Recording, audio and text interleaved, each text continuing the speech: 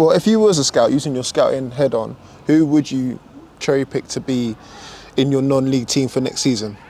Yeah, that's a good question because you said non-league. Because not Baller League, not for your Sixers team, not for your local goals or power league, but for your non-league team. Like, Yeah. would you say, for example, if you needed a striker, would you say I need a bit of Tyler Winters next season, or would you say I need Brian Lee in my team? He's guaranteeing me goals. Like, who would you pick? Yeah, it's a big difference because I think with non-league, from what I've seen, this is my first season actually playing non-league. You need to be able to be adaptable. Mm-hmm. So there's not one player fits all systems, or fits just one system, sorry. So there's certain players that I've seen and I'd be like, you can only play at the highest level.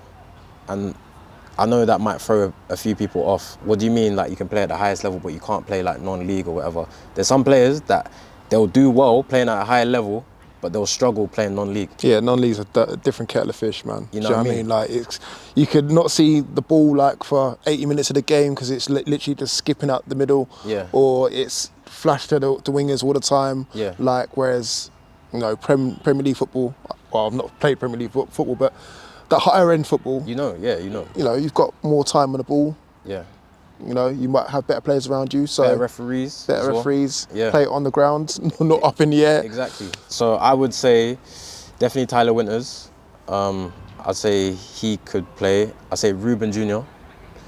And for him, he's got very good ability, but what I see in him, he's got like a dog mentality. Yeah.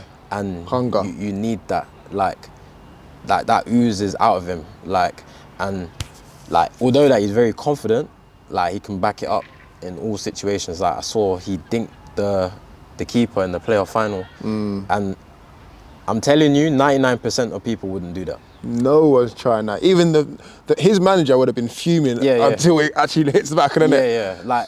Like he's, but obviously in reality and common sense, like you'll say, oh, it's a high pressure situation. The keeper's obviously going to dive one way, and he's going to leave like the middle of the goal open. But like, who's still going to try that? You know what I mean? No one. Like, he just has that confidence and that it's a dog mentality. Yeah. I see that him. I can see him doing well. Like he can definitely pick up like a League 2, League 1 team. Let me go through the team. Sorry. So I'm only picking young players, by the way. It's up to you, man. I played against Polo yesterday. He was good. I think 11 aside, I'll need to see how he would adapt in different situations and different styles of play. Right. But I think definitely he could definitely do bits like in a team that is got the ball and attacking. Vision. They haven't really got too many young players. Florian Castrati. I see your interview with him the other day. I would say, like, obviously we never played against him, so I can only judge players once I've played against them. But one thing I'd say is, me personally, I wouldn't allow, don't matter what position I'm playing, don't matter like if you think, oh, it's nothing to do with me, I can't allow my team getting smacked like by 5-6 goals.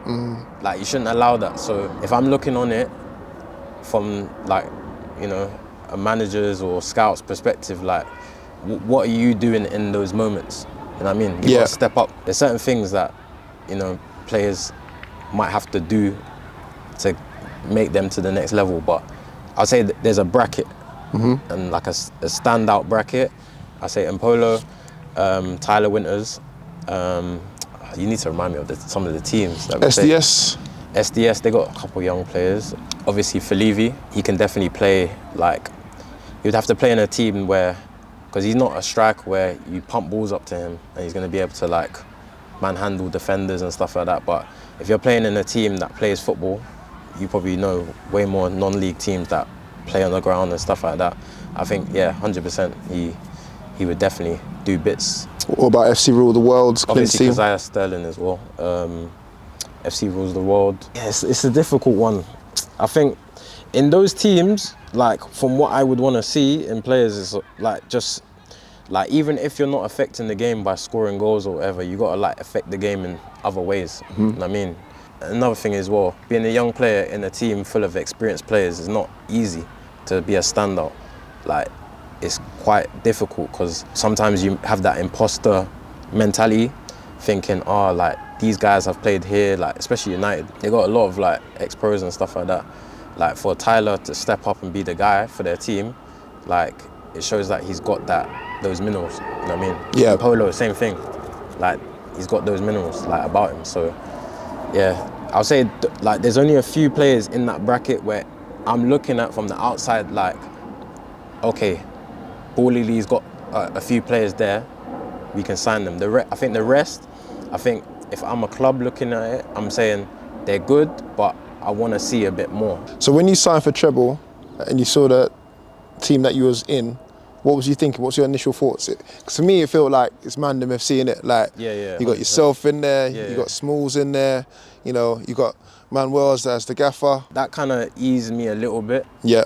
And I was like, all right, cool. There's people I know on the team, but like obviously the rest of the boys, I didn't know. I didn't like have any recollection of where they played and stuff like that or what they done. So I was like, how's it gonna be like? And then obviously the first week was the first week.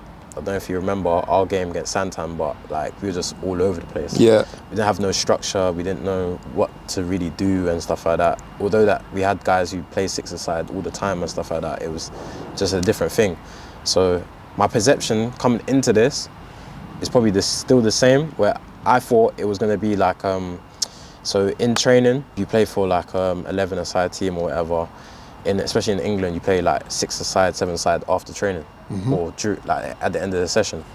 And like, you know who the players are in that, you know what I mean? It's not 5-a-side, it's not like 11-a-side obviously, but it's like, it's small, compact area, but you still need to be able to be sharp and move and get half a yard, get your shots off and stuff like that. So I knew that whoever was good in those situations would be good in this. But 5-a-side players, I knew that they weren't going to do that well. Really? Yeah, I knew that from the get-go.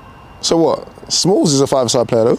No, Smalls plays 11-side, you know. Yeah, I know, he's played. And you know, with Smalls, I grew up playing with him for Brent. Yeah. So a player like Smalls, you look at him and think, 5-a-side player.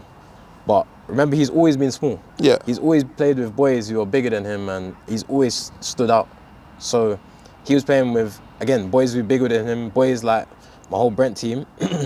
We all like were in academies growing up. Right. But he was like the only one that wasn't in academy, but he was still balling with us and everything like that. So like, he can play 11-side. It's just, obviously, I'm not going to get into his own thing. Yeah. He can tell you himself, or if he wants to share it, why he hasn't been playing 11-side or whatever. Yeah. But yeah, there's reasons for that. But he can play it like 11-side football. Nah, listen, I've seen him play 11-a-side football. I think it might have actually been for Showtime once upon a time. Maybe for Takers, one of the two teams. Yeah. So I know he can play 11s. But yeah, like, have you been shocked at his performances so far? Because he's up there in terms of top goal scorers. Nah. Yeah, if you know, you know, man. Like, I knew that, like, this would be the perfect thing for him to, like, announce himself on, like, a UK national stage. I grew up playing with this guy, Vale Farm days. Again, we were, like, 11. My brother, he's 7 years older than me. So we were playing with, like, grown men. Yeah. Saturday football and stuff like that. And imagine being small for your age, but then playing with grown men and Yeah. like moving the ball, doing your thing and stuff like that. No one getting near you. So like, his feet are so sharp and so quick that like, don't matter where he's playing, like no one can get near him.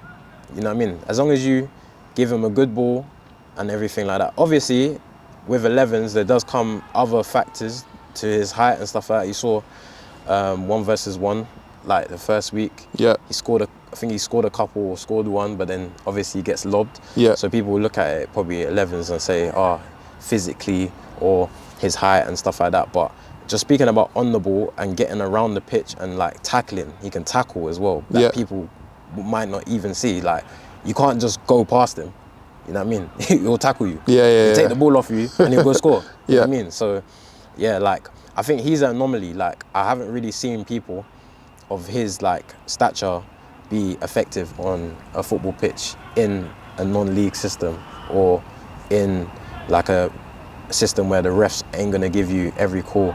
A lot of players like would only be able to deal with, you know, playing in the perfect system, ball on the ground, tiki-taka football. But he's like a player he can mix it up, you know. And then what about Amin Sassi, man? Like, he's been on fire, bro. Hey, listen, this guy, yeah, he's coming. I think we are acting training these times, and yeah, I think it might have been like after the third week or second week, and he's coming like one of the wild cards, because we've had like a pretty like hefty bunch of wild cards come in. Yeah. And they haven't really shown like they probably should be fit to play.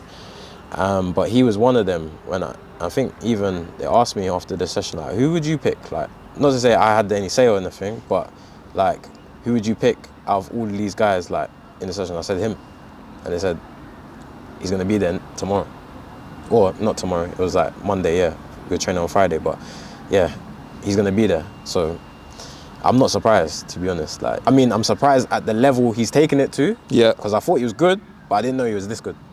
And there's a lot of things that like he can do, and you'll find out like when you get on the pitch, like he's strong. So if you think you can just go in behind him, pause, and you know what I mean, like think you can just take the ball off him, he'll just roll you, and he wants that, you know what I mean?